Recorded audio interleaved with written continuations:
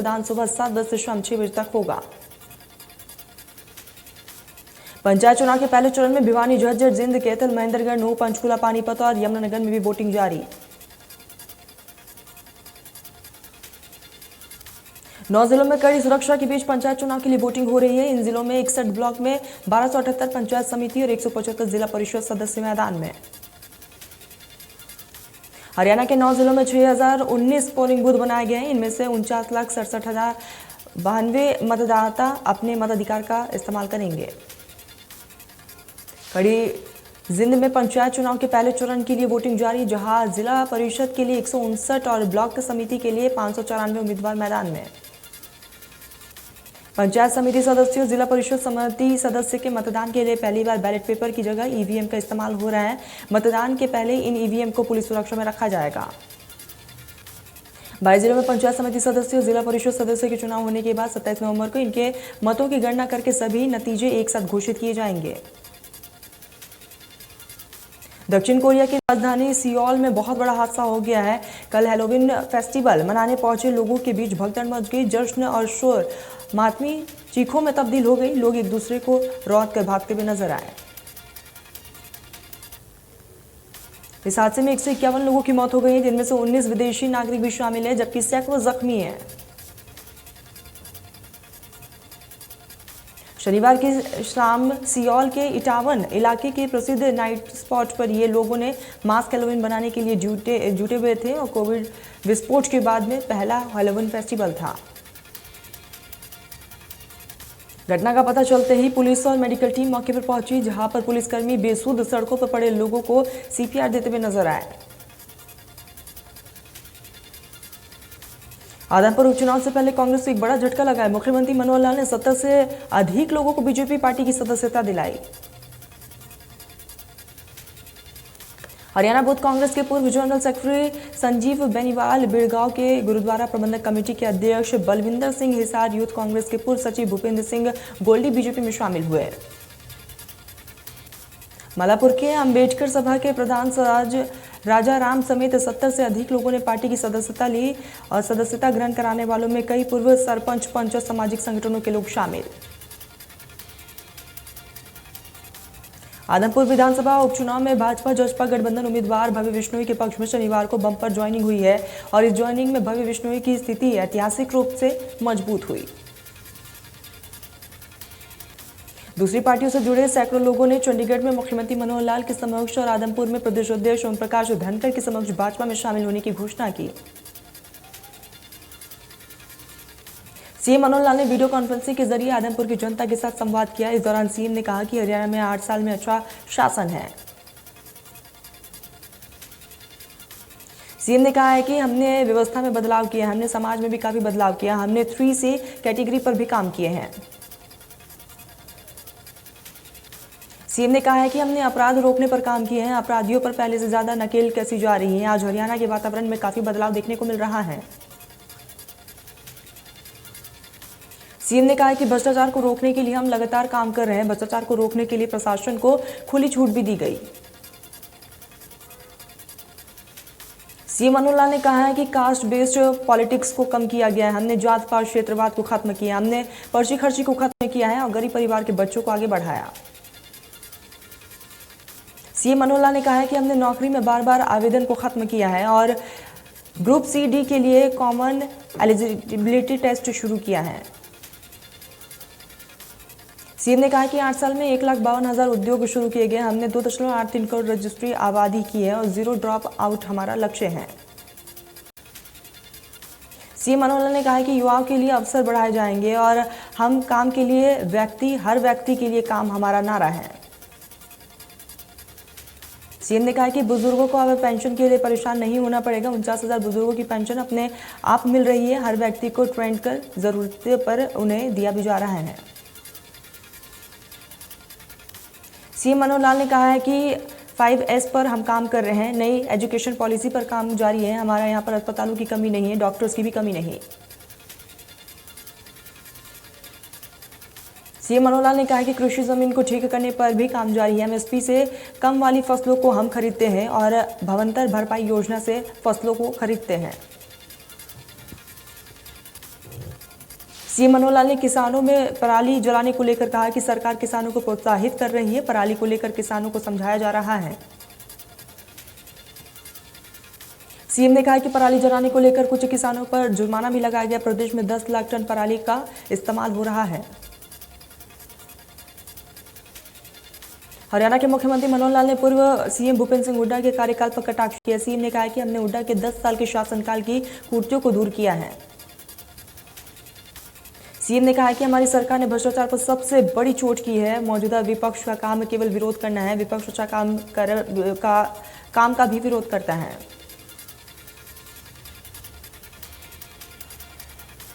मुख्यमंत्री मनोहर लाल ने प्रदेश में 10 दिन से चल रही सफाई कर्मचारियों की हड़ताल को लेकर भी आश्वासन दिया है कि आज उसका समाधान हो जाएगा। आदमपुर उपचुनाव को लेकर मुख्यमंत्री मनोहर लाल ने कहा कि भाजपा और जसपा के कार्यकर्ता चुनाव प्रचार करने में जुटे हुए हैं।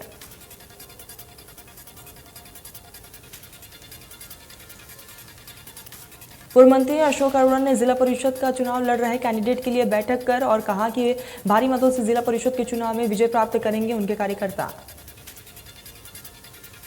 उन्होंने कहा कि आदमपुर की जनता अब की बार कांग्रेस को जिताने का काम मन बना चुकी है और कहा है कि प्रदेश सरकार अपने 8 साल के विकास कार्य गिनवा रही है और आदमपुर की जनता उन कार्यों को हिसाब चुकता कर देगी।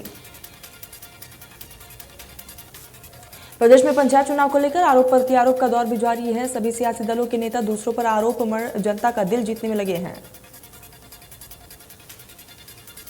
इसी कड़ी में कांग्रेस के वरिष्ठ नेता आफ्ताब अहमद ने बीजेपी पर तंज कसते हुए कहा है कि नूंह में बीजेपी का सिंबल पर पंचायत चुनाव लड़ना हास्यास्पद है। प्रदेश में अब की बार अब तक की धान की रिकॉर्ड 52 लाख मीट्रिक टन खरीदी हुई है। किसानों के खातों में 48 घंटे में 10,000 करोड़ रुपए भुगतान भी किया जा चुका है। आज खाद्य नागरिक आपूर्ति एवं उपभोक्ता मामले में विभाग के अधिकारियों के साथ फसलों की खरीद संबंध में समीक्षा बैठक की गई।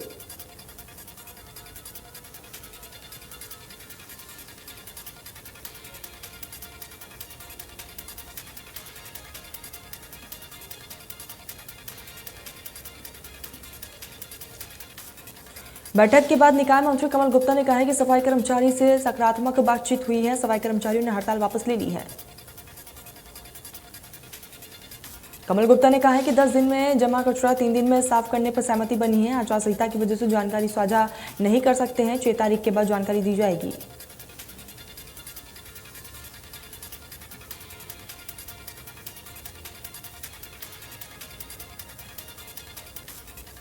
फरीदाबाद के जिला खजान कार्यालय में पीने के पानी के लिए नए ट्यूबवेल का उद्घाटन किया गया है। इस दौरान बीजेपी विधायक सीमा तीखा विशेष रूप से मौजूद रही।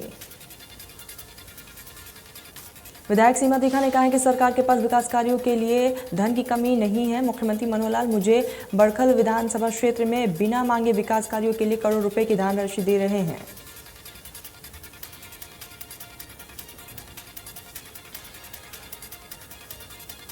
सीमा तीखा ने बताया कि भाजपा के 8 साल पूरे होने पर केंद्रीय गृह मंत्री अमित शाह की अध्यक्षता में जन उत्थान रैली में 8 सालों में मोदी जी के नेतृत्व में देश की उपलब्धियों को विस्तार पूर्वक बताया गया।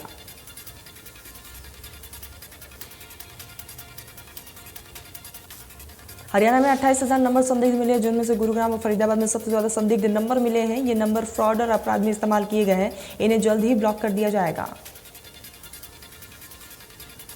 सबसे ज्यादा नंबर 9 जिलों में मिले हैं, जिनमें फरीदाबाद और गुरुग्राम टॉप पर हैं। Indian cyber crime coordinator centre ने इन नंबरों को साइबर सेफ पोर्टल पर अपलोड कर दिया है।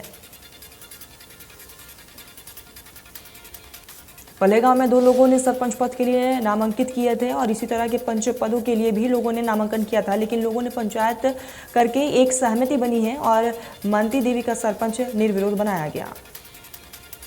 पंचायत चुनाव को लेकर महेंद्रगढ़ जिला प्रशासन ने चुनाव लड़ने वाले उम्मीदवारों के साथ बैठक की। जिला पंचायत ने चुनाव के दौरान शांति बनाने की अपील की। सोना कस्बे में जल्द ही पार्क का निर्माण किया जाएगा, जो कि कस्बे के दमदमा मार्ग पर बनेगा, जिसका निर्माण नगर परिषद विभाग करेगा। उक्त पार्क पर करीब 5 करोड़ रुपए की राशि खर्च होगी, जो कि पंडित दीनदयाल उपाध्याय के नाम से पहचाना जाएगा। वही पार्क निर्माण के लिए परिषद के प्रारूप तैयार कर लिया गया है। धान से निकलने वाली पराली प्रशासन के लिए परेशानी का सबब बन चुकी है, क्योंकि पराली में आग लगने से जहां पर पर्यावरण दूषित हो रहा है तो वही बीमारियों के फैलने का भी डर बना हुआ है। वही टोहाना के चंडीगढ़ रोड पर लगा प्लॉट हजारों क्विंटल पराली की उचित मूल्य पर खरीदी की जा रही है, ताकि किसान पराली को ना जलाए। यहाँ पर पराली को छिलके की जगह बॉयलर में डाला जाता है, जिसकी स्टीम बनने के बाद चावल का तेल बनाया जाता है। किसान गेहूं की बुआई के लिए खेत को जल्द से जल्द तैयार करने की मंशा से धान के अवशेषों को आग के हवाले कर रहे हैं और इसी दौरान अब तक 383 जगहों पर आग लगाई जा चुकी है। वहीं 288 किसानों से 7 लाख से ज्यादा का जुर्माना वसूला गया।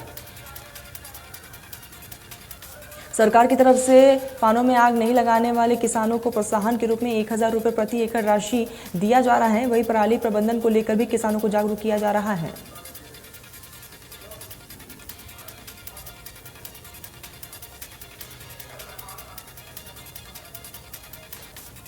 स्वाना रोड एलिवेटेड फ्लाईओवर पर भीषण हादसा हो गया। हादसे में पिकअप, मिनी ट्रक और कार की जोरदार टक्कर हो गई, जिसमें कार के परकच्चे उड़ गए। हादसे में कार चालक और पिकअप चालक गंभीर रूप से जख्मी है। पिकअप चालक की लापरवाही की वजह से हादसा हुआ है। भोंसी थाना पुलिस ने मुकदमा दर्ज कर लिया, तफ्तीश जारी। बंदरगढ़ के गांव खरोली में एक बार फिर से फायरिंग का मामला सामने आया, जिसमें से विक्रम नामक युवक के मुंह पर गोली लगी। पीड़ित को एक निजी अस्पताल में दाखिल करा दिया गया। पुलिस का कहना है कि उनके पास अभी कोई भी शिकायत नहीं आई है। शिकायत आने के बाद पूरे मामले की तफ्तीश की जाएगी।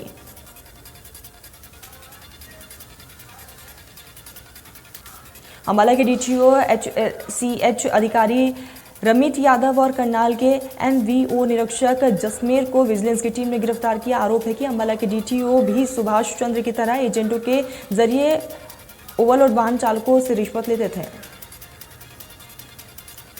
डीटीओ सुभाष चंद्र के पास ये यमुनानगर के अतिरिक्त करनाल का भी चार्ज है। दोनों आरोपियों को कोर्ट में पेश कर रिमांड पर ले लिया गया। पूछताछ का सिलसिला जारी।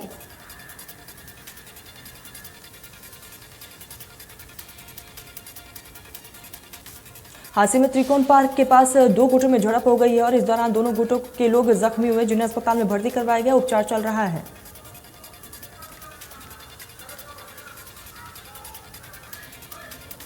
भिवानी में चुनाव प्रचार के दौरान करंट लगने से 2 लोगों की मौत हो गई है। हादसा गांव धनाना में हुआ है। दोनों चुनाव प्रचार के दौरान ट्रैक्टर पर बैठे हुए थे और ऊपर से गुजर रही बिजली के तारों के करंट की चपेट में आ गए। यमुनानगर के बाल छप्पर में सरपंच प्रत्याशी के घर पर फायरिंग करने के मामले में पुलिस ने अनिल कुमार और गुरप्रीत को गिरफ्तार कर लिया है, जिन्हें कोर्ट में पेश कर 3 दिन के रिमांड पर लिया गया। रेवाड़ी के ओलांत गांव में चोरों ने पूर्व सरपंच के घर में घुसकर चोरी की है। साथ ही पंच को गोली मारकर गंभीर रूप से जख्मी कर दिया। पंच की गंभीर हालत को देखते हुए trauma centre Rohtak PGI refer किया गया। पुलिस ने अज्ञात चोरों के खिलाफ केस दर्ज कर लिया है और आगे की जांच पड़ताल शुरू कर दी है। पुलिस ने जल्द ही चोरों को पकड़ने का दावा किया।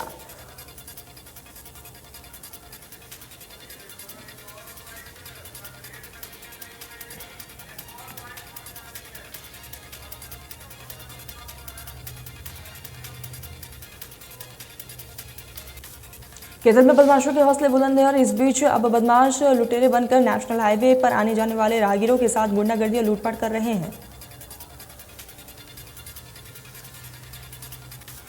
केतल के नेशनल हाईवे नंबर 152D पर 5 बदमाशों ने चंडीगढ़ से आ रहे राहगीरों की गाड़ी रुकवाकर उन पर हमला कर दिया। हमला करते हुए बदमाशों की CCTV फुटेज भी सामने आई। जिनके गांव झांझू कला के निकट टायर से तेल निकालने की फैक्ट्री में आग भड़क उठी है। फैक्ट्री में जलते टायर का धुआं काफी दूर तक फैला हुआ। घटना की सूचना के बाद फायर ब्रिगेड की टीम मौके पर पहुंची और लगभग 3 घंटे की कड़ी मशक्कत के बाद आग पर काबू पाया गया। लेकिन तब तक लाखों रुपए और कीमत के पुराने टायर जलकर राख हो चुके थे। आग लगने के पीछे शॉर्ट सर्किट की वजह बताई जा रही है।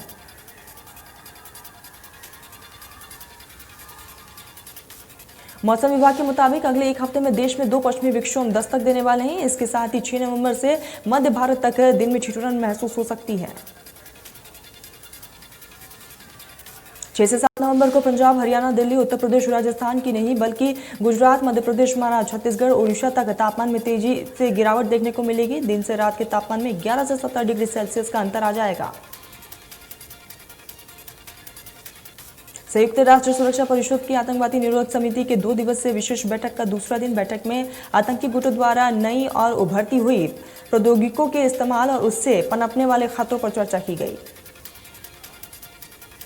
मीटिंग में विदेश मंत्री एस जयशंकर ने तकनीक के जरिए आतंकी हमलों को अंजाम दिए जाने की चेतावनी दी है। जयशंकर ने कहा है कि हम कम लगता है और आसानी से मिलने की वजह से दुनिया भर में ड्रोन हमलों का खतरा बढ़ गया है।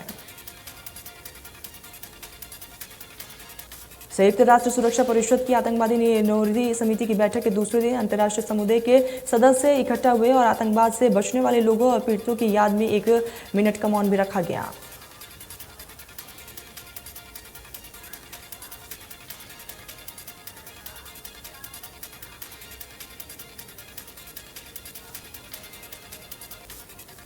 श्रीनगर में बीएसएफ ने एक पाकिस्तानी घुसपैठी को मार गिराया है जो कि अनूपगढ़ की अंतर्राष्ट्रीय सीमा में घुसने की कोशिश कर रहा था।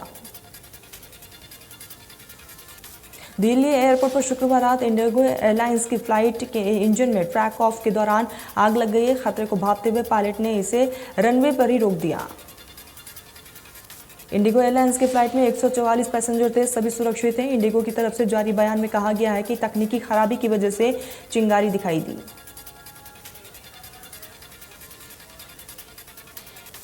बिहार के औरंगाबाद में गैस सिलेंडर फटने से 7 पुलिसकर्मी समेत 30 लोग झुलसे हैं, इनमें से 10 की हालत गंभीर। औरंगाबाद के नगर थाना क्षेत्र के साहबाजगंज मोहल्ले के वार्ड नंबर 24 में अनिल गोस्वामी के घर में छठ पूजा चल रही थी। परिवार के सभी सदस्य प्रसाद बना रहे थे, इसी दरमियान बड़ा हादसा हुआ। दिल्ली एनसीआर में आबो हवा जहरीली होती जा रही है। आनंद विहार में एक्यूआई लेवल 355। दिल्ली के बाद से सोनीपत में वायु गुणवत्ता बेहद खराब श्रेणी में पहुंच चुका है, जहां पर एयर क्वालिटी इंडेक्स 300 दर्ज किया गया। रोहतक में भी वायु प्रदूषण की वजह से दमा के मरीजों को काफी परेशानी हो रही है। एयर क्वालिटी इंडेक्स 277 दर्ज की गई। हिसार में एयर क्वालिटी इंडेक्स 274 दर्ज किया गया है। यहां पर लोगों को काफी ज्यादा परेशानियों का सामना करना पड़ रहा है।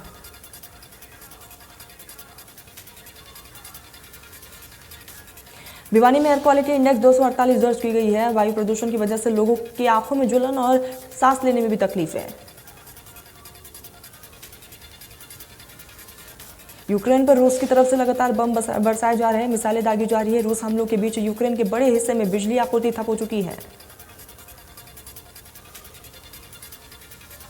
यूक्रेन के राष्ट्रपति व्लादिमीर ज़ेलेंस्की ने कहा है कि देश के बिजली नेटवर्क पर रूस लगातार हवाई हमले कर रहा है, जिससे लगभग 40 लाख लोगों का जीवन प्रभावित हुआ है। अक्षय कुमार की राम सेतु 25 अक्टूबर को सिनेमाघरों में रिलीज हुई है। पहले दिन की कमाई 15 करोड़ से ज्यादा ओपनिंग लेने के बाद राम सेतु कमाई के मामले में अब डाउन नजर आ रहा है। फिल्म ने चौथे दिन बिजनेस में 25% की गिरावट देखने को मिली। वरुण धवन और कीर्ति सेनन की फिल्म भोरिया का नया गाना रिलीज हो चुका है और इस खास मौके पर गाने का लॉन्च इवेंट रखा गया। वरुण धवन स्टारर भोरिया 25 नवंबर 2022 को सिनेमाघरों में रिलीज होगी। इस कॉमेडी हॉरर फिल्म को अमर कौशिक ने डायरेक्ट किया है।